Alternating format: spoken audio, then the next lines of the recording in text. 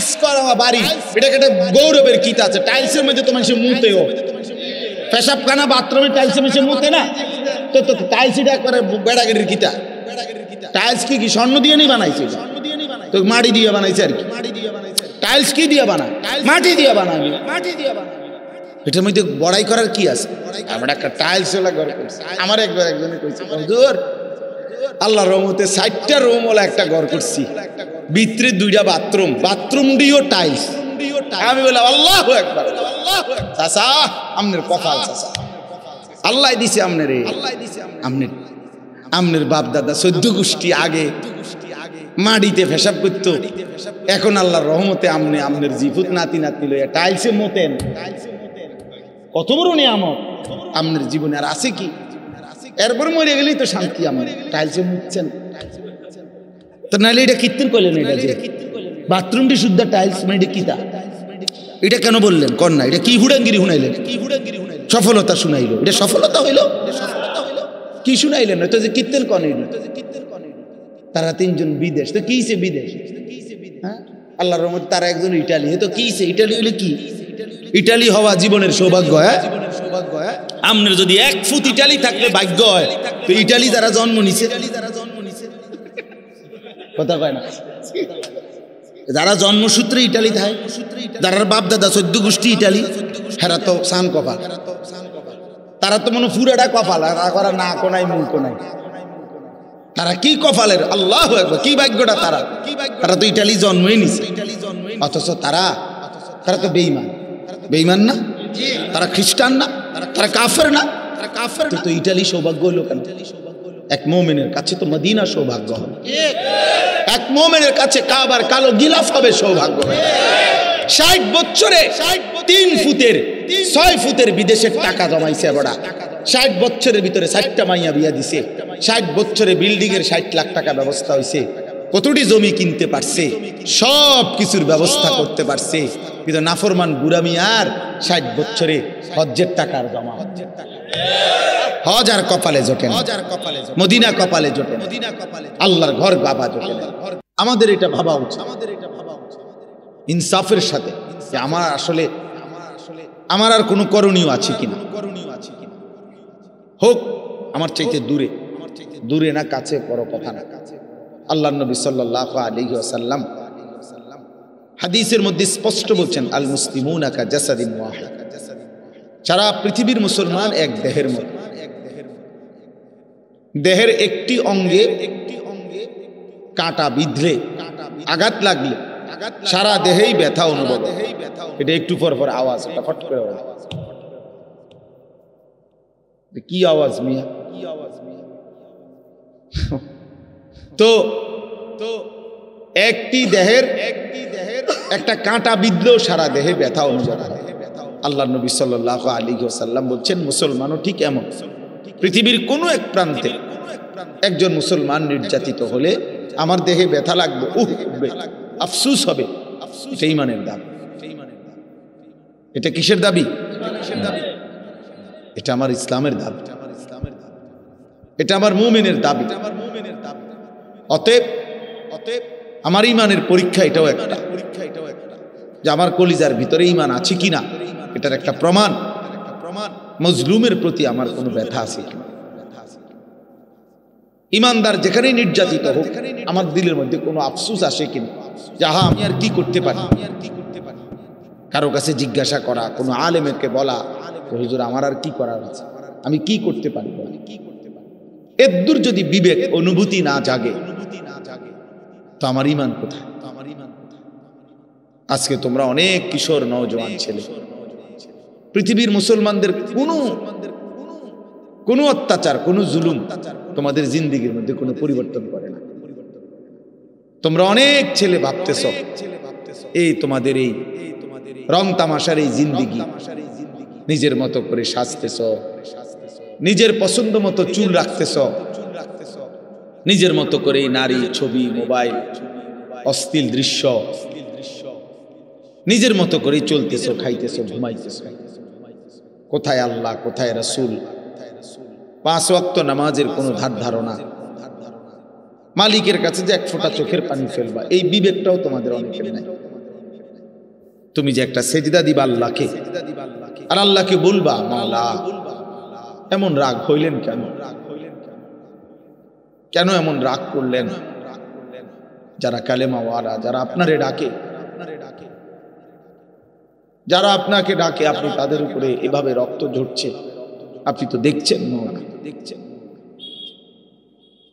6 বছরের ছোট্ট মেয়ে বাচ্চা, গাজা ফিলিস্তিনের ছোট্ট মেয়ে বাচ্চা সাক্ষাৎকার দিছে। মেয়ে বলতেছে, বোমার আঘাতে আমি বেহুশ হয়ে গেছি।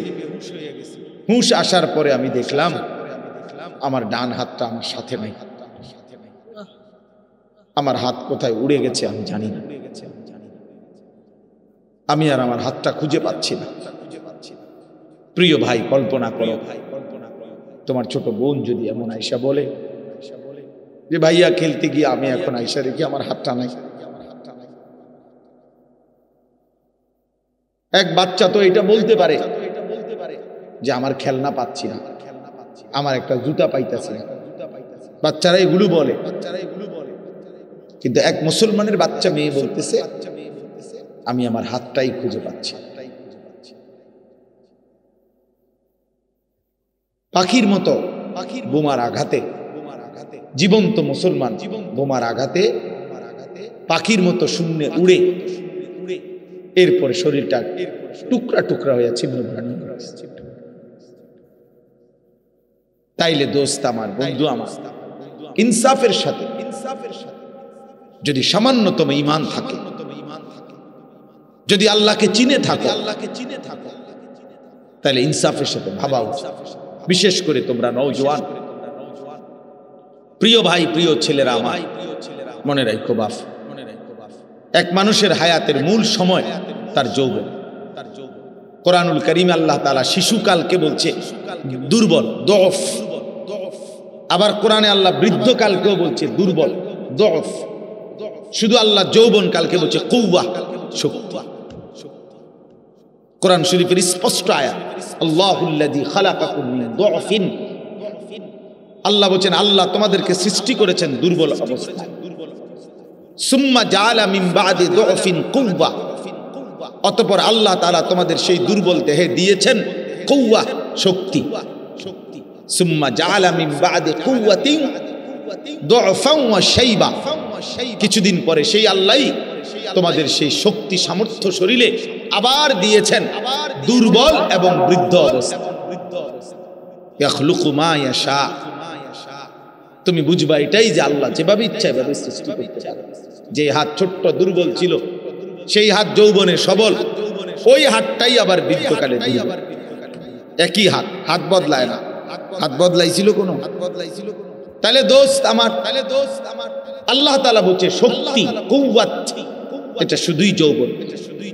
তাহলে কিছু করলে যৌবন কাটে, গড়লে যৌবন, বরবাদ হইলেও যৌবন, নষ্ট হইলেও যৌবন, কাজে লাগাইলেও এই সময়টা নষ্ট করে দিল এই হায়াত। বহু বৃদ্ধ মানুষ, দোস্ত আমার, তুমি দেখো পৃথিবীতে বহু বৃদ্ধ মানুষ আফসোস করে, আহা যদি আমি যৌবনকালে আরেকটু ইবাদত করতে। মন চায় অনেকের অনেক বন্দিগি করতে বয়সকালে, কিন্তু শরীরে আর কুলায় না, স্বাস্থ্যে আর কুলায়। আজকে আমরা 5 ভাই, দেখো আমরা, আমাদের 5 ভাই আমরা এখন আয় উপার্জন করি। আলহামদুলিল্লাহ আমাদের 5 ভাই এখন সামর্থ্যবান, আল্লাহর দয়া। এখন আমরা 5 ভাই ইচ্ছা করলে আমার মারে প্রত্যেক মাসে আল্লাহর ঘরে নিতে পারি, টাকা আছে আমাদের কাছে। কিন্তু মা এই পরিমাণ অসুস্থ যে মার যাওয়ার মতো সক্ষমতা নেই, কিন্তু সামর্থ্য আছে আমার। আমি চাইলে মারে প্রতি মাসে নিতে পারবো, কিন্তু মার বয়স 75 বছরের বেশি, মার আর সেই সামর্থ্য। 2019 সালে আমার আম্মা আমার সাথে শেষ উমরায় গেছিল আল্লাহর ঘরে। আমার মনে আছে মা, শেষ আমরা মদিনার থেকে ফেরত আসছি। এই মদিনা যেদিন আসমু, নবী সাল্লাল্লাহু আলাইহি সাল্লামের রওজা মুবারকের উপরে যে সবুজ গম্বুজ, মা দূরের থেকে তাকায়া কাঁদতেছিল, এমন কান্দা। আমি মারে হাতে ধরে বলছি আইয়ের না, হইছে তো। কই না ফুত আমি আটটু দাঁড়ায়, আমার মন বলতেছে আমি আর কোনদিন আইতে পারতাম না, আর কোনদিন ফুত আমি মনে হয় আইতে পারতাম না, আর মা যাইতে পারে না, এই শেষ, এই শেষ, এই শেষ, এই শেষ। তাইলে তাইলে দোস্ত আমার, বন্ধু আমার, যদি কবরে চলে যাও তো কবরেই চলে গেলা, আর যদি বৃদ্ধ হও তো খোদার কসম এই রাতগুলোর কথা, এই দিনগুলোর কথা মনে, কি পরিমাণ সময় মোবাইল টিপতে টিপতে শেষ করে দিছে, কি পরিমাণ সময় নারী দেখতে দেখতে, ছবি দেখতে দেখতে শেষ করে দিছে। 365 দিনের এক বছর এমন অনেক ছেলে তোমরা আছো যাদের কপালে কোনোদিন খোদার একটি বছরে ফজরের নামাজ সেজদা জোটে না। এত বড় দুর্ভাগা মুসলমান কেমনে হল, এত বড় বদনসিব কেমনে হল, একটি বছরে কোনোদিন জানো না ফজরের ওয়াক্ত হয়, মুসলমান এত মন্দ কপাল হয়, এমন নির্মম, এমন পাষাণ, এ মুসলমান হয় কি? এই জন্য বললাম আমাদের ভাবা উচিত, ইনসাফের সাথে। একটা গুরুত্বপূর্ণ কথা মনে রাখবেন চাচারাও বাবারাও, ৭৭ বছর ধরে ফিলিস্তিন নির্যাতিত, ৭৮ বছর কাশ্মীর সংখ্যাগরিষ্ঠ মুসলমানের একটি প্রদেশ ইন্ডিয়ার সীমানায়, এই ৭৮ বছর ইন্ডিয়ার হিন্দু বেঈমানদের দ্বারা কাশ্মীরের মুসলমান নির্যাতিত। ৬১ বছর ধরে ১৯৬৪ সাল থেকে রোহিঙ্গা মুসলমানরা এই বৌদ্ধদের দ্বারা নির্যাতিত। তাইলে একটাবার চিন্তা করা উচিত, পৃথিবীতে ফিলিস্তিন ৭৭ বছর ধরে নির্যাতন রক্ত দিচ্ছে, কাশ্মীর ৭৮ বছর ধরে রক্ত দিচ্ছে, রোহিঙ্গা মুসলমান ৬১ বছর ধরে রক্ত দিচ্ছে, তাদের ২০ বছরের বাচ্চাটা জীবনে কোনোদিন সুখ দেখে নাই, ওইখানকার ৩০ বছরের লোকটা কোনোদিন নিরাপত্তা পায় নাই। তাহলে কি নিশ্চয়তা আছে যে আমরা মৃত্যু পর্যন্ত আজীবন, তোমরা বর্তমানের এই ছেলেরা তোমরা যে নিরাপত্তাই পাইবা, তোমাদের উপরে এমন মুসিবত আসবে না, রক্ত কোনোদিন তোমাদেরকে দেখতে হবে না, বোমার আঘাত তোমাদের উপরে পড়বে না, মহল্লাকে মহল্লা বেঈমান ঘুরাইয়া ফেলবে না, এর কি নিশ্চয়তা, কি গ্যারান্টি কার্ড তোমরা পাইছো ভাই? বলো, একটা ছেলে বলো, একটা ছেলে বলো, চারদিকের প্রতিবেশী যাদের কাফের, আমাদের কাঁটা তারের বেড়ার চোর দিকে যারা কাফের, তারপরও আমরা যদি মনে করি আমরা চিরদিন নিরাপদ থাকবো, এটা কি নিশ্চয়তা? এই বোকামির অর্থ কি? আমাদের চারদিকে আমাদের কাঁটা তারের প্রতিবেশী ইমানদার না কাফের? তো আমাদের দেশে কয় জুতার মধ্যে পাড়া দিয়ে মানুষ ঝগড়া করে, পায়ে পাড়া দিয়া, ইচ্ছা করে অনেকে, মানে পিছনে জুতার মধ্যে পাও দিয়া এরপরে কাজ্জা লাগায়, ইচ্ছা করে। আজকে আমাদের প্রতিবেশী এরকম পায়ে পাড়া দিয়া ঝগড়া লাগতেছে। ঝড় আসতেছে দোস্ত, তুফান আসতেছে, তুফান আসতেছে, তামাশা করতেছো করো, অসুবিধা নাই, অসুবিধা নাই, অসুবিধা নাই। সারা ভারতের মধ্যে লক্ষ লক্ষ মুসলমানের উপরে জুলুম চলছে, ভারতের লক্ষ লক্ষ মুসলমানের অক্ষ সম্পত্তি ছিনায় নেওয়ার সমস্ত পরিকল্পনা সংসদে বিল পাস করছে ইন্ডিয়ার সাথে, শত শত মাদ্রাসা এরই মধ্যে ইন্ডিয়া সিলগালা করে বন্ধ করে দিছে,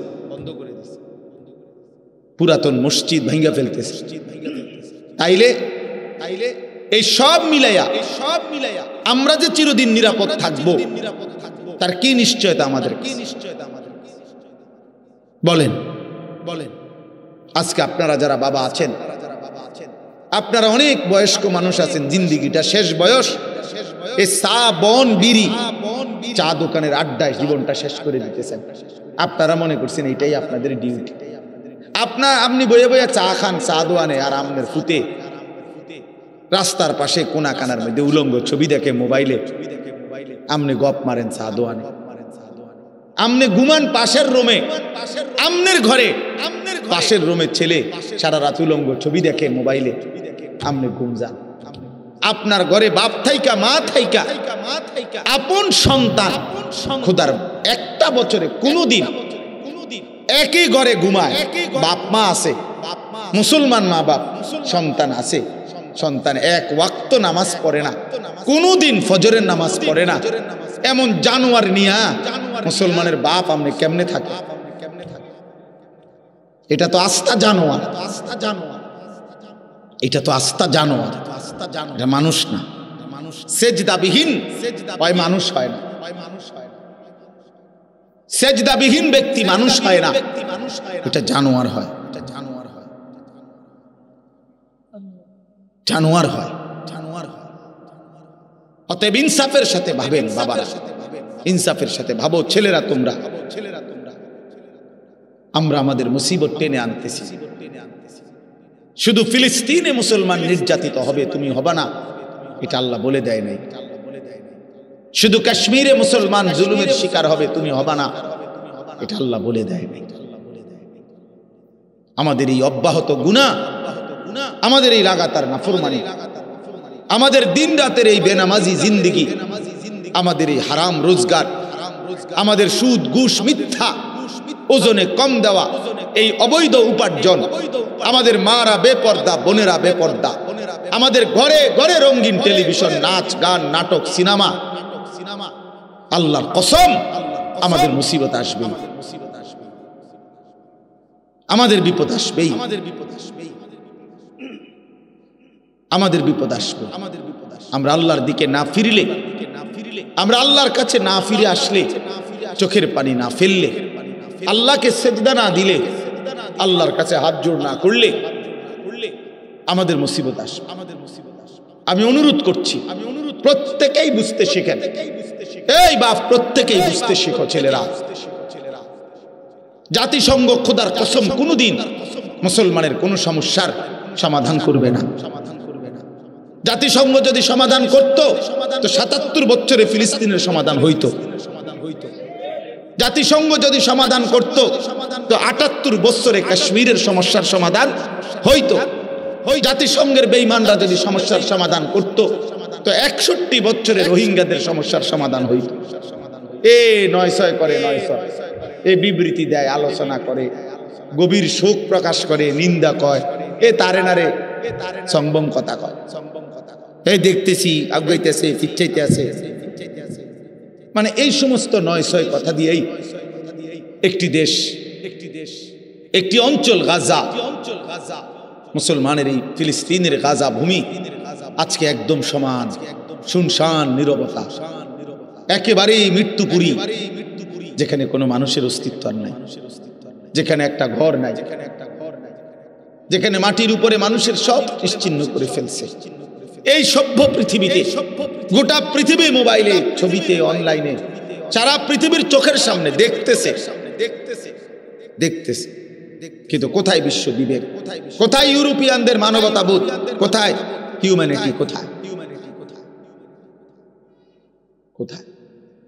এজন্য আমাদেরকে আমাদের আল্লাহর কাছ থেকে বিজয় আনতে হবে, আমাদেরকে আমাদের আল্লাহর কাছ থেকে সাহায্য আনতে হবে। ওই ছেলে, তোমরা যারা রাস্তায় দাঁড়ায় কথা বলতেছ, বেটা এখান থেকে চলে যাও, বেটা কথা বলে কেন? জায়গা না থাকে,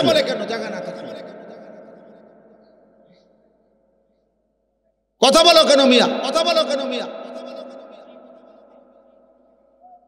আমাদের প্রিয় নবী সাল্লাল্লাহু আলাইহি ওয়াসাল্লাম বদরের যুদ্ধের দিন, আমরা বদরের যুদ্ধের নাম সবাই জানি না? এই বদরের যুদ্ধের দিন বুখারীর রওয়ায়াত স্পষ্ট আছে, ৩১৩ জন সাহাবীকে নবী সাল্লাল্লাহু আলাইহি ওয়াসাল্লাম যুদ্ধের ময়দানে দাঁড় করাইছে। সাহাবীদেরকে কাফেরদের মোকাবেলা, ১০০০ কাফেরের মোকাবেলা, ৩১৩ জন, তাহলে জনবল কম, জনবল কম না, আবার অস্ত্র বলতে কিচ্ছু নাই। এই 313 জন সাহাবীর কাছে সর্বোচ্চ 7 থেকে 8টা তলোয়ার, আর কিছু নাই।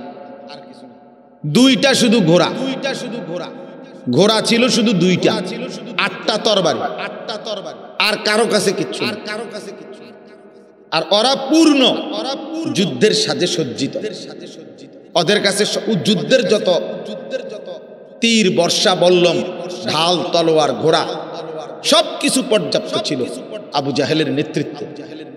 আল্লাহর নবী সাল্লাল্লাহু আলাইহি ওয়াসাল্লাম হাদিসে স্পষ্ট আছে, নবীজি 313 জন সাহাবীকে দাঁড় করিয়ে বললেন, তোমরা অপেক্ষা করো, আমিও আদেশ না দেওয়া পর্যন্ত যুদ্ধ শুরু করবা না। এই কথা বলে নবীজি সাল্লাল্লাহু আলাইহি ওয়াসাল্লাম পিছনের দিকে আসছেন। আয়েশা একটা পাহাড়ের টিলার নিচে, উঁচু জায়গা থেকে নিচে পাহাড়ের পাশে আল্লাহর নবী সাল্লাল্লাহু আলাইহি ওয়াসাল্লাম সেজদা দিয়েছে। সেজদা দিয়ে নবী অঝরে কাঁদতে শুরু করছে, চোখের পানি অঝরে ফেলে আল্লাহর নবী সাল্লাল্লাহু আলাইহি ওয়াসাল্লাম একটা কথা শুধু আল্লাহকে বারবার বলছে, আল্লাহ তোমার জাতের কসম, মাওলা তোমার ইজ্জতের কসম করছি, আমার এই ছোট্ট দল গত মক্কার 13 বছর, মদিনার আজকে 6 মাসের বেশি, আমার এই 13.5 বছরের দিবা রাত্রির দাওয়াত মেহনতের এই পুঁজি আমার এই 313 জন সাহাবী, আমার আর নাই। আমার এইটুকু পুঁজি নিয়া আমি দাঁড়াইছি মাওলা। আজকে যদি এই কাফেরদের মোকাবেলায় আপনি আমার এই ছোট্ট কাফেলাকে, ইন তুহলিক হাযিহিল ইসাবা, আপনি যদি আমার এই ছোট্ট কাফেলাকে আজকে শেষ করে দেন, তো লান তুবাদা ফিল আরদ, আল্লাহ মনে রাখেন আপনার জমিনে আর আপনার গোলামি করবে, আপনার সেজদা দিবে এমন লোক আর হবে না। কে ডাকবে আপনাকে? এইভাবে নবী যখন আহাজারি শুরু করছে, কান্না শুরু করছে, চোখের পানি ফেলা শুরু করছে, দোয়া শুরু করছে, খোদার কসম আল্লাহ জিব্রাইল পাঠিয়ে জানায় দিছে, বন্ধু ফাস্তাজাবা লাহুম রাব্বুহুম, আমি দোয়া কবুল করলাম, আন্নী মুমিদ্দুকুম বিআলফিন মিনাল মালাইকাতি মুরদিফিন, 1000 ফেরেশতা যুদ্ধের সাজে সজ্জিত করে আমি আপনার সাহায্যে পাঠিয়ে দিলাম। এবং আল্লাহ তাআলা মুসলমানদের বিজয় দান করছে। চোখের পানি বিজয় নিয়ে আসছে। চোখের পানি কি নিয়ে আসছে? চোখের পানি বিজয় নিয়ে আসছে, দোয়া বিজয় নিয়ে আসছে, সেজদা বিজয় নিয়ে আসছে। তাহলে 3 জিনিস একত্র করছে নবীজি। 1 হলো সেজদা দিছে, 2 চোখের পানি ফেলছে, 3 কি করছে? দোয়া। এজন্য মুমিনের সফলতা, মুমিনের বিজয় সেজদা, মুমিনের বিজয় চোখের পানির মধ্যে, মুমিনের বিজয় দোয়ার মধ্যে। সমপরিমাণ অস্ত্র দিয়া, সমপরিমাণ লোকবল, জনবল দিয়া আমরা হইতো না, হবে না, আমাদের হবে না, আমরা দরকার না। আমরা কাফেরদের সমপরিমাণ অস্ত্র নিয়া রেডি হইয়া এরপরে যুদ্ধ, এই পর্যন্ত না। আমরা আমাদের সামর্থ্য দিয়ে প্রস্তুতি, আমরা আমাদের সামর্থ্য নিয়ে দাঁড়াবো, আর সেজদা দেব মালিককে, চোখের পানি ফেলবো আল্লাহর কাছে, দোয়া করব আল্লাহর কাছে। খোদার কসম আজও সেই বদরের রব, যিনি বদরে সাহায্য পাঠাইছেন, তিনি আজও আছেন, উনি আছেন এখনো, আল্লাহ এখনো আছেন, সেই মালিক আজও আছে, সেই বিজয় আজও আসবে। মুসলমান শেষ পর্যন্ত পৃথিবীর সব জায়গায় মুসলমানই শেষ পর্যন্ত বিজয় হয়েছে।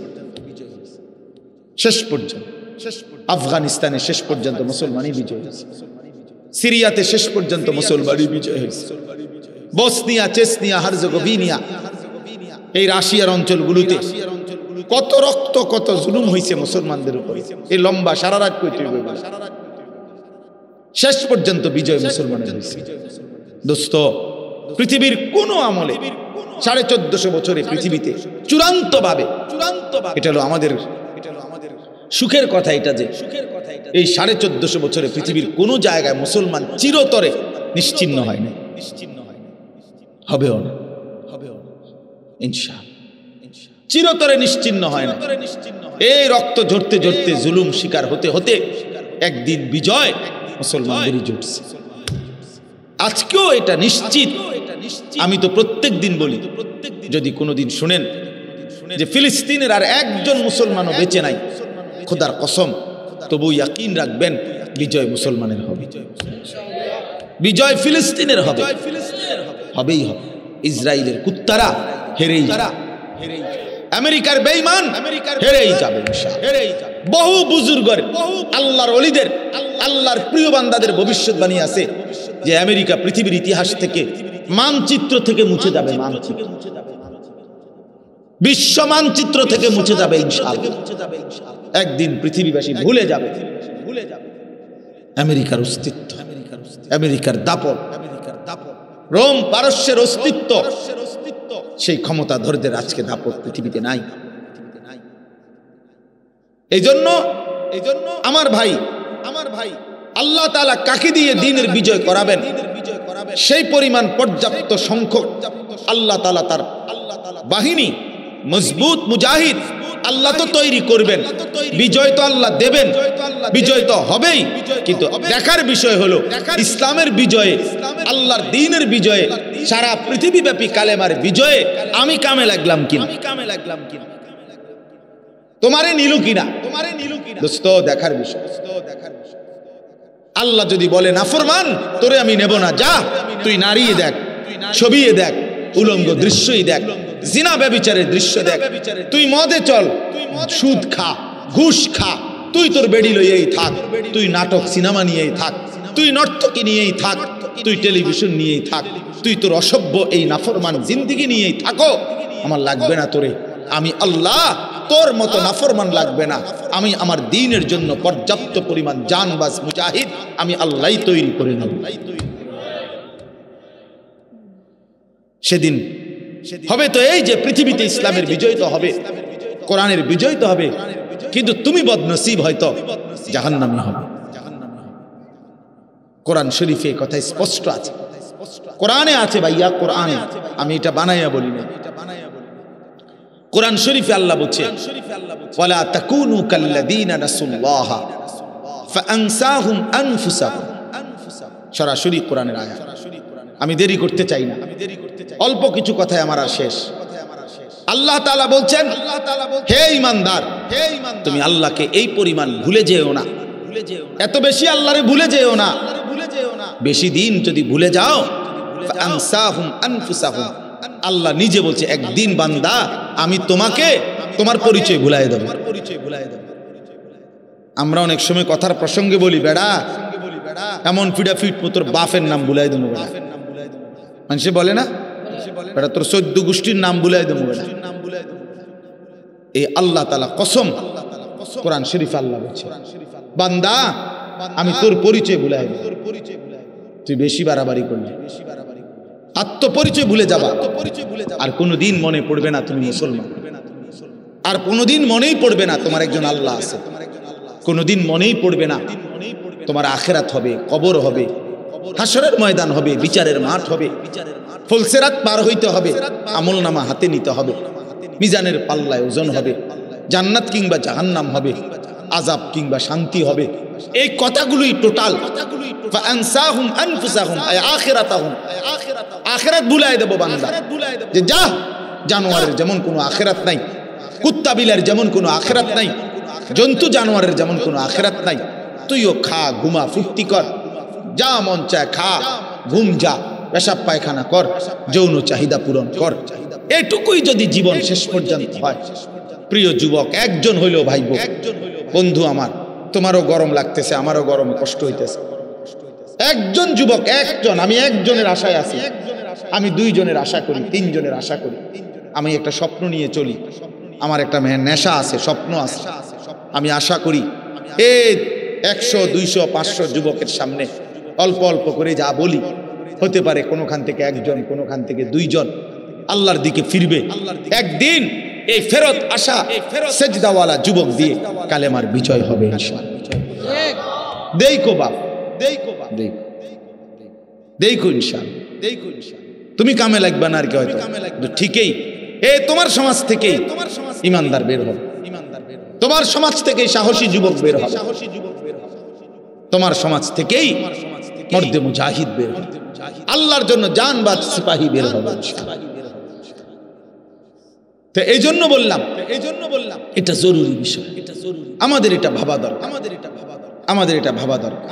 আমরা যদি আল্লাহর দিকে ফিরে আসি, আমরা যদি আমাদের আল্লাহর সাথে সম্পর্ক রাখি, আমরা যদি আল্লাহকে সেজদা করি, আল্লাহর গোলামি করি, তাইলে আমাদের বিজয় আসে। তো আল্লাহ তাআলা বলছে, বান্দা আমার এমন নাফরমানি করো না, আমি তোমার আত্মপরিচয় ভুলাই না, তোমার আর মনেই পড়বে না কোনো। এই চারটা জিনিস মনে রাখেন, হলো খানা, পেশাব পায়খানা, ঘুম আর যৌন চাহিদা পূরণ, লজ্জাস্থানের চাহিদা পূরণ। এই চারটা যদি কারো জীবন হয় তো মনে রাখতে হবে এই জীবন জানোয়ারের জীবন, এই জীবন কুত্তার জীবন। কারণ এই কুকুর বিড়ালও খায়, ঘুমায়, পেশাব পায়খানা করে, আর কুকুর বিড়ালেরও যৌন চাহিদা পূরণ হয়। এই জন্য কুত্তারও বাচ্চা হয়, বিড়ালেরও বাচ্চা হয়, গরু ছাগলেরও বাচ্চা হয়। তাহলে জীবন মানে যদি হয় খাইছো আর ঘুমাইছো আর পেশাব পায়খানা আর যৌন চাহিদা পূরণ, এরই নাম যদি জীবন, তো এই জীবনের সাথে কুত্তার জীবনের পার্থক্য। কুকুর বললে রাগ করলা, রাগ করো না দোস্ত, কোরআন বলছে কুত্তা, কোরআন বলছে রাগ করার কোনো সিস্টেম নাই। কোরআনে আল্লাহ বলছে ওয়াত্তাবা হাওয়াহু ফামাসালুহু কামাসালিল কালব। আল্লাহ বলছে মনের ইচ্ছা মতো যে চলে, তার মনে যা চায়, মনের চাহিদার অনুসরণ যে করে। আমার মনে যা চায়, যুবক তুমি এমন চুল রাখলা কেন, আমার মন চাইছে। তুমি এক ওয়াক্ত নামাজ পড়ো না কেন, আমার মন চাইছে। তুমি সারাদিন নারী দেখো, ছবি দেখো, মোবাইলে উলঙ্গ নাচ দেখো, সারাদিন বন্ধুদের সাথে আড্ডা দাও, কোথায় আল্লাহ, কোথায় রাসূল, কোথায় সেজদা, কোথায় নামাজ। এই যে মনের ইচ্ছা মতো চলে, খোদার কসম বাবা, প্রিয় ছেলে আমার, সন্তান আমার, বন্ধু আমার, বাপ, মনে রাখো কোরআনে আল্লাহ বলছে ফামাসালুহু কামাসালিল কালব। সরাসরি এখানে আলেম আছে, মাদ্রাসার তালেব ইলম আছে, তুমি জিজ্ঞাসা করো। আল্লাহ বলছে ওয়াত্তাবা হাওয়াহু, মনের ইচ্ছার অনুসরণ করে। এই নাফরমানকে আল্লাহ তুলনা দিছে ফামাসালুহু কামাসালিল কালব। আল্লাহ বলছে তার উদাহরণ, তার দৃষ্টান্ত কামাসালিল কালব, কুত্তার মতো, কুত্তার মতো, কুত্তার মতো, কুত্তার মতো। এই নাফরমান, সেজদা ছাড়া তোরা যারা ছেলে, তোদের যাদের কপালে জীবন সেজদা নাই, মনে রাখিস নওজোয়ান, তোর জীবন কুত্তার জীবন। আমার নাম মনে রাখিস, আমি বলে গেলাম। আমি আর কোনোদিন আসতে হবে এই চিন্তা নিয়ে কখনোই বয়ান করি না, একবারে শোন, আর আইন লাগবে না, আরেকবার আইনের দরকার নেই আমার। তো মনে রাখো বাপ, যে জীবন আল্লাহ চেনো না, যে জীবন সেজদা চেনো না, যে জীবন ফজরের নামাজ পড়ো না, যে জীবন আল্লাহকে সেজদা করতে শিখলা না, 18 বছর, 16 বছর, 17 বছর, 20 বছর, অথচ মালিককে সেজদা করতে জানো না, তোর জিন্দেগি কুত্তার জিন্দেগি। মনে রাখ, রাস্তার কুকুরের সাথে একটা সেলফি তুলে একসাথে ছবি দিও, যে তখন মানুষকে জানতে চাইবা নিচে দিয়া যে দুজনকে কেমন দেখায়।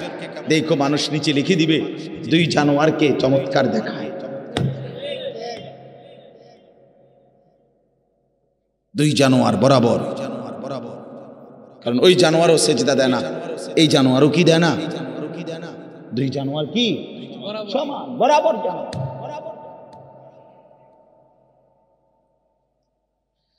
নালে এর চেয়ে জ্বলন্ত আয়াত কি বলে, কামাসালিল কালব ইন তাহমিল আলাইহি ইয়ালহাস আও তাতরুকহু ইয়ালহাস।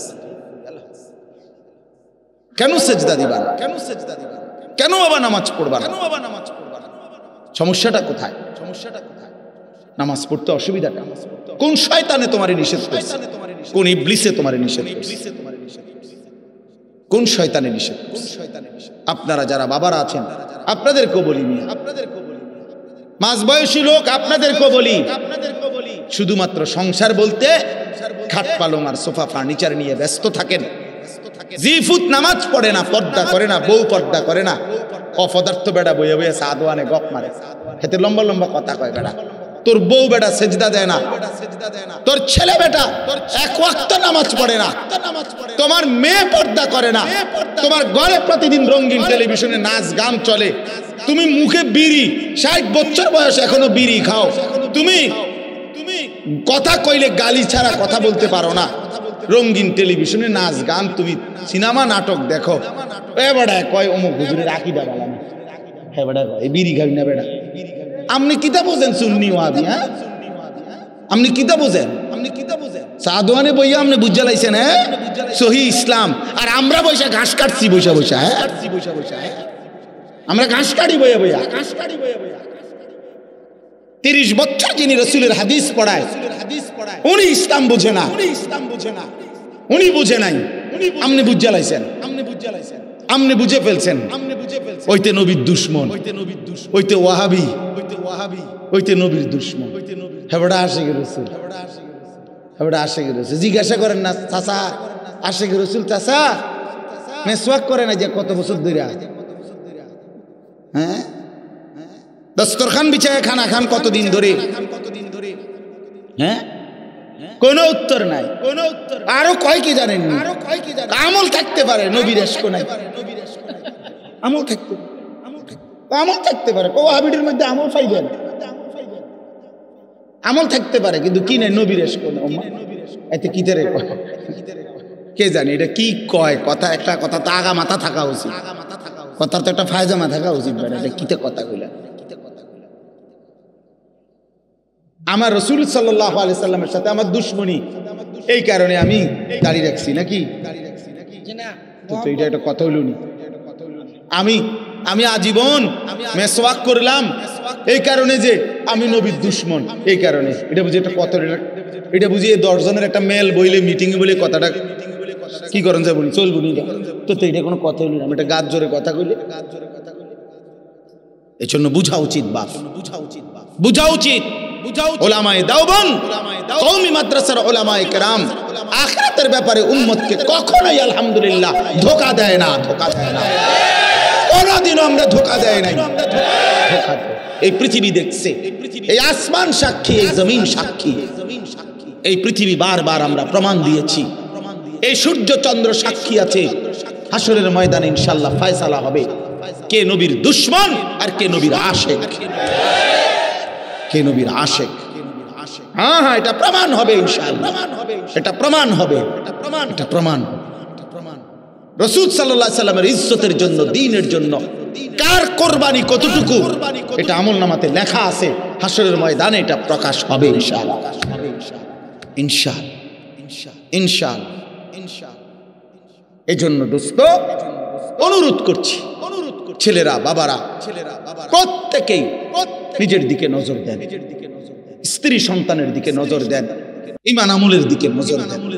খাট পালং আর সোফা ফার্নিচার দিয়ে আপনার জীবনের সার্থকতা না, সেজদা বন্দিগি গোলামি, ছেলের নামাজ, মেয়ের পর্দা, স্ত্রীর পর্দা, সংসারে সবাই কোরআন পড়ে আল্লাহকে সেজদা করে নামাজ পড়ে, এইটা আপনার জীবনের মুসলমান হিসাবে সফলতা। আমাদের বর্তমান জাতীয় মসজিদের খতিব সাহেব যিনি হযরত মাওলানা আব্দুল মালিক সাহেব দামাত বারাকাতুহুমুল আলিয়া, হযরত বলছেন আরব দেশে এক ব্যক্তির সাথে ওনার একবার দেখা হয়েছে, একজন ইঞ্জিনিয়ার। উনি বলছে যে হুজুর বিগত 70 বছর যাবত আমাদের ফ্যামিলির নারী পুরুষ ছেলে মেয়ে প্রত্যেকেই হাফেজে কোরআন। এটা বলার মতো একটা কি সফলতা। আমাদের শেখুল হাদিস আল্লামা আজিজুল হক রাহমাতুল্লাহি আলাইহি, এই আজকে যার সন্তান সারা পৃথিবীর ইমানদারের সাহসের প্রতীক যিনি, আমাদের শেখুল হাদিস ইবনে শেখুল হাদিস আল্লামা মামুনুল হক দামাত বারাকাতুহুম, যিনি দাঁড়াইলেই মিছিল হয়, যিনি কথা বললে বাঘের গর্জন হয়, যিনি হুঙ্কার ছাড়লে সমুদ্রের মতো ঢেউ উঠে যায়, সেই সিংহ শার্দুল আল্লামা মামুনুল হক সাহেব সহ তার ফ্যামিলির সবাই হাফেজে কোরআন, ছেলে মেয়ে নারী পুরুষ সব আপনি জিজ্ঞাসা করেন, এটা বলার বিষয়, এটা বলার বিষয়, এটা গৌরবের বিষয়। সেজদা আমার ফ্যামিলির অহংকার, তেলাওয়াত আমার ফ্যামিলির অহংকার, পর্দা আমার ঘরের অহংকার।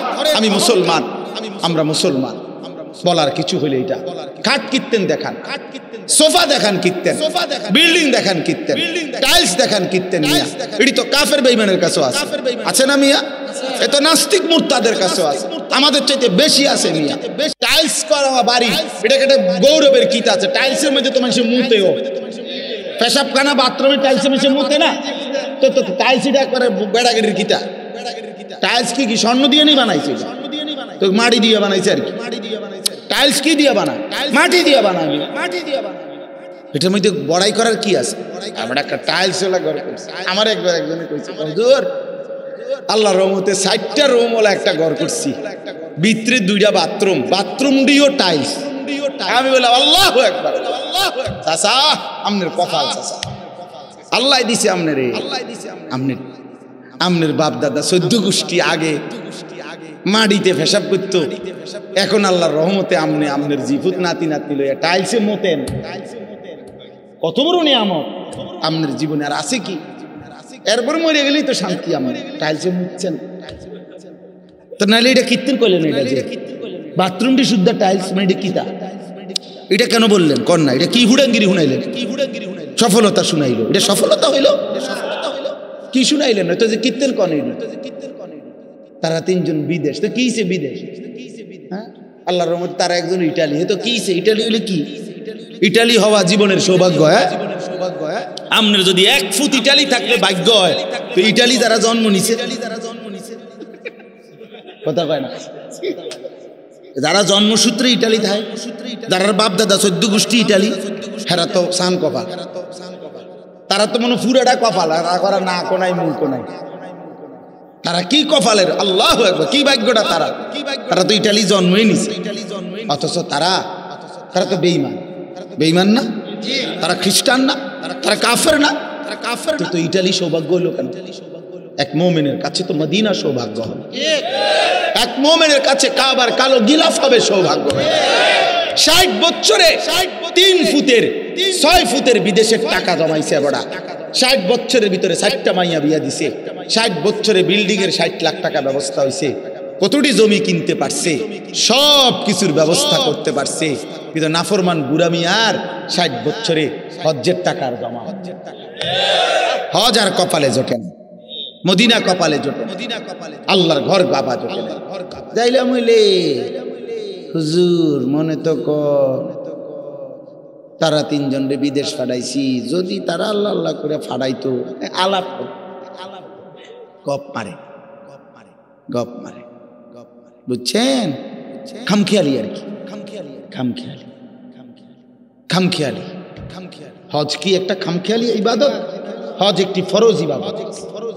আল্লাহ নবী সাল্লাল্লাহু আলাইহি ওয়াসাল্লাম বলেন, সামর্থ্য হওয়ার পরেও যারা হজ না করে মারা গেল, খোদার কসম নবী বলছে, আমি জানি না সে কি ইহুদি মরলো না খ্রিস্টান,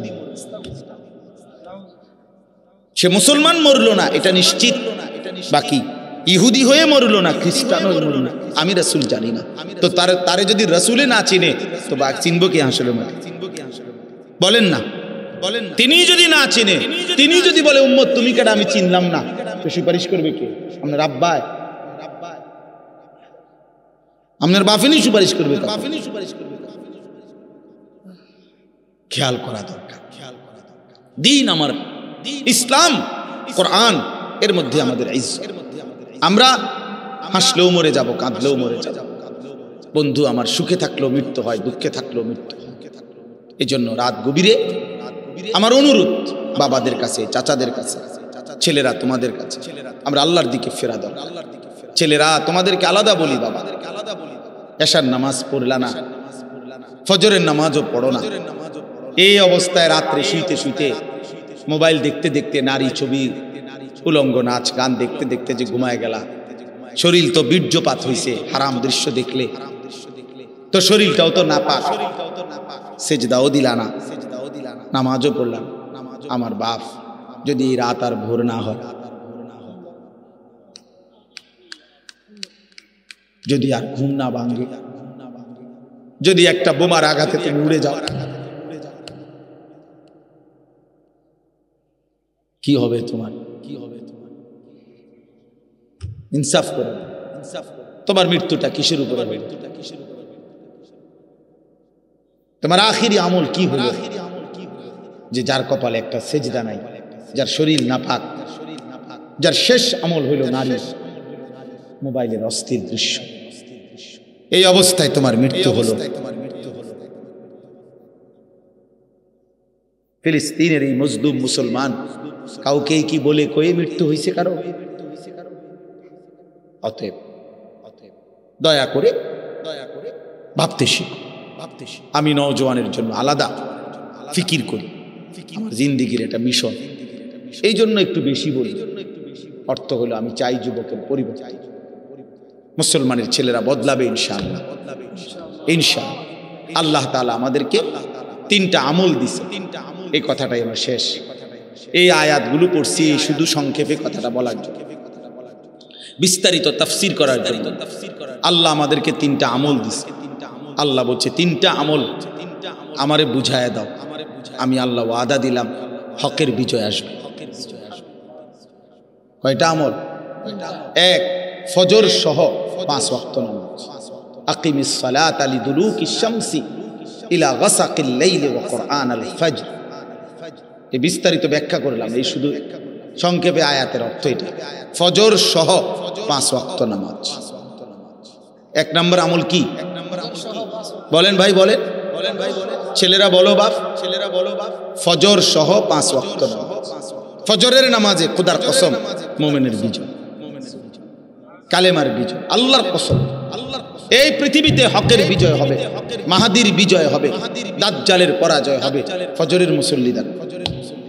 ইনশাআল্লাহ ফজরের মুসল্লি ছাড়া, ফজর নামাজের সেজদা ছাড়া, তোমার ওই ব্যক্তিকে ছাড়া কালেমার বিজয় হবে না। এটা হাদিসের বক্তব্য। ফজরের নামাজ যেই নাফরমান পড়ে না, তোমারে দিয়ে আকামলা কোনো কাম হইতো না।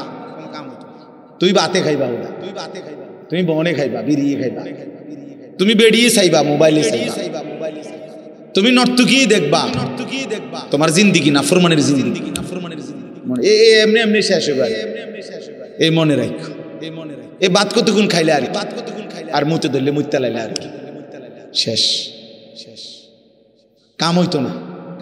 ফজর বিহীন, ফজরের সেজদা বড় দামি। ফজর নামাজে ওয়াক্তকে বলা হয় ওয়াক্তুল ইনকিলাব। ফজরের নামাজের সময়টাকে বলা হয় পরিবর্তনের সময়। পরিবর্তনের সময়, ফজরের নামাজের সময় রাত্রির সব ফেরেশতা জমিনের আসমানে ফিরে যায়। দিনে যে সমস্ত ফেরেশতা আল্লাহর জমিনে কোটি কোটি দায়িত্ব পালন করে, ওরা নাইমা আসে ফজরের ওয়াক্ত। এই ডিউটি চেঞ্জ হয়। তো যারা ফিরে যায় সারা রাত ডিউটি করে ফেরেশতা, ওরা ফজরের নামাজ জামাতে পড়ে। আর যারা আসে ওরাও আইসা ফজরের নামাজের জামাত ধরে। একেবারে খোদার কসম, এটা হাদিস, আল্লাহর কসম। এটা রাসূলুল্লাহ সাল্লাল্লাহু আলাইহি সাল্লাম বলছেন, তাজতামিউ মালাইকাতুল লাইল ওয়া মালাইকাতুন নাহার ফিল ফজর। রাত্রের ফেরেশতা দিনের ফেরেশতা ফজরের ওয়াক্তে একসাথে। এজন্য ইন্না কুরআনাল ফজরি কানা মাশহুদা, এজন্য ফজরের ওয়াক্তে সম্মেলন। হ্যাঁ, এজন্য আল্লাহ বলছে ফজরের নামাজ বিহীন দ্বীনের বিজয় আসবে, কালেমার বিজয় আসবে। কোরআন শরীফ আল্লাহ একটা সূরা নাজিল করছেন, সূরা ফজর। কোরআন শরীফ আল্লাহ কসম করছেন ওয়াল ফজর, ফজরের কসম। কোরআন শরীফে আল্লাহ তাআলা অনেকগুলো জাতি, কওমে হুদ না, কওমে লূত, কওমে শুআইব, কওমে সালেহ, এই 3টি নবীর জাতিকে আল্লাহ ধ্বংস করে দিছে, অবাধ্য জাতিকে। এই 3 জাতিকে আল্লাহ ধ্বংস করছে ফজরের ওয়াক্ত। সুবহ সুবহ ফাসবাহু ফি দারিহিম জাতিমিন। ফাসবাহু মানে সুবহ মানে ফজরের ওয়াক্ত। তাফসীরের মধ্যে আছে ফজরের ওয়াক্তে জালেম, পাপী, অবাধ্য, নাফরমান ধ্বংস হয়, ইমানদারের বিজয় হয়। এজন্য আল্লাহ তাআলা বলছেন প্রথম আমল ফজর সহ 5 ওয়াক্ত নামাজ। এজন্য যুবক ছেলেরা আজকে নিয়ত করো দিল থেকে, তুমি অন্তর থেকে, তুমি পারবা ইনশাআল্লাহ। তুমি নিয়ত করো যে আমি ফজর পড়বো ইনশাআল্লাহ। বলো ভাইয়া, দিল থেকে বলো, চেষ্টা করো, হিম্মত করো ইনশাআল্লাহ। হিম্মত, আল্লাহ তৌফিক দান। একটা অ্যালার্মওয়ালা 200 টাকা 300 টাকা দামের অ্যালার্ম বাজে জোরে, এরম একটা ঘড়ি কিনো, ঘড়ি কিনা মাথার পাশে রাখো, ফজরের ওয়াক্তে ওঠো, হিম্মত করে ওঠো, দেখবা 10 দিন ঠিক মতো উঠলে ইনশাল্লাহ মজা লাগবে। ফজরের সেজদার বড় মহব্বতের সেজদা, খুব ভালো লাগবে। মোবাইলের মধ্যে অ্যালার্ম দেওয়া যায়, মোবাইলে অ্যালার্ম দাও, 5টা অ্যালার্ম দেওয়া যায়, 5টা, প্রত্যেক মোবাইলের মধ্যে 5টা করে অ্যালার্ম দেওয়া যায়। তো মোবাইলে অ্যালার্মগুলো দাও 5টা। আমার বাসার সামনের মসজিদে 5টা 5-এ জামাত এখন, তো তুমি 4টা 40, 4টা 50, 5টা, এই 3টে অ্যালার্ম দাও, বাজতে থাকবে পরপর, আস্তে উঠে যেতে পারবে। অ্যালার্মওয়ালা ঘড়ি কিনো, 200 টাকা, 300 টাকা, 400 টাকা দামের, কিন না, মাথার কাছে না, হিম্মত করলে পারবে ইনশাল্লাহ। দেখবা আগামী দিনে ইসলামের বিজয়ে আল্লাহ তোমার কাজে লাগবে। আজ কাজে লাগা, আল্লাহ গ্রহণ না করলে হবে না। সাহাবায়ে কেরামের 14 বছরের 15 বছরের ছেলেরা নবীজির কাছে কাকুতি মিনতি করতেন যুদ্ধে অংশগ্রহণ করার জন্য, না পিছায় থাকার জন্য। ও বুড়া আঙ্গুল দিয়া দাঁড়াইয়া নিজের লম্বা দেখাইছে, ইয়া রাসূলুল্লাহ আমি তবুও অংশগ্রহণ করতে চাই, আমি যুদ্ধে যেতে চাই, আমি জীবন দিয়ে লড়াই করতে চাই। আল্লাযীনা আমানু ইউকাতিলুনা ফি সাবিলিল্লাহ, আল্লাহ বলছে যারা মুমিন তারা আল্লাহর রাস্তায় কিতাল করে, যুদ্ধ করে, জীবন বিলিয়ে দেয়। আমান ইউকাতিল ফি সাবিলিল্লাহ ফায়ুকতাল আও ইয়াগলিব ফাসাউফা নুতিহি আজরান আযীমা। আল্লাহ বলে আমার রাস্তায় যে যুদ্ধ করবে, এবার যদি সে নিহত, শহীদ হয় অথবা বিজয় লাভ করে, উভয়কেই আমি সর্বশ্রেষ্ঠ বিনিময় জান্নাত দেব। মরলেও জান্নাত, জিতলেও জান্নাত, জিতলেও জান্নাত। অতএব ইনশাআল্লাহ ফজর সহ 5 ওয়াক্ত নামাজ। দ্বিতীয় হলো তাহাজ্জুদ, রাত্রিবেলা, রাত্রিবেলা নামাজ পড়া আলাদা, একাকী, রাত গভীরে অন্ধকারে আল্লাহকে সেজদা দিয়ে চোখের পানি দাও, আল্লাহ বিজয় দিবে। আল্লাহ কি দিবে? 3 নাম্বার হলো দোয়া, অকুর রব্বি আদখিলনি মুদখালা সিদকিন, এই দোয়া। তাহলে 1 নাম্বার হলো কি? ফজর সহ 5 ওয়াক্ত নামাজ। 2 নাম্বার হলো অমিনাল লাইলি ফাতাহাজ্জাদ বিহি নাফিলাতান, তাহাজ্জুদ। 3 নাম্বার হলো দোয়া। ভাই বলেন, সবাই বলেন 1 নাম্বার কি? আমি যেমনি কইছি এমনি কোন, ফজর সহ 5 ওয়াক্ত নামাজ। বলেন কি 1 নাম্বার কি? 2 নাম্বার তাহাজ্জুদ, তাহাজ্জুদ। চেষ্টা করে দেখেন, ফজরের নামাজ নিয়মিত পড়লে ইনশাআল্লাহ একদিন অল্প সময় পরে তোমার তাহাজ্জুদ পড়ার তৌফিক হবে ইনশাআল্লাহ। আগে ফজরই পড়ো, আগে ফজরই শুরুই করো। 3 নাম্বার হলো কি? দোয়া, দোয়া, দোয়া। তাইলে রাত্রি গভীরে চোখের পানি ফেলো, আল্লাহকে বলো মাওলা কেন নারাজ হইলেন মাওলা, এভাবে মুসলমান শহীদ হয়ে যাচ্ছে মাওলা, আপনি নারাজ হলেন কেন মাওলা আমাদের উপরে, আপনি রাগ করেন না। সেদিন মার্চ ফর গাজা আমাদের বাংলাদেশে শনিবার দিন যে মিছিল হয়েছে, আমরাও গেছি আলহামদুলিল্লাহ। এই সারা বাংলাদেশের লক্ষ লক্ষ মুসলমান, ওইখানে এক পিচ্ছি মেয়ে দেখাইছে যে ওই মেয়েটা অঝরে কাঁদছে যে ওরা তো ঈদের দিনও একটু নিরাপত্তা পেল না, বাচ্চাগুলো ঈদের দিনও মরল। এই কথা বলে বলে বাচ্চাটা খুব কাঁদতেছিল। আমাদের এই মিছিল, আমাদের এই বিক্ষোভ, আমাদের এই প্রতিবাদ ইসরায়েলের, আমেরিকার, ওদের পর্যন্ত গায়ে লাগছে এবং ওরা ওদের সংবাদ মাধ্যমে এটা রিপোর্ট করছে।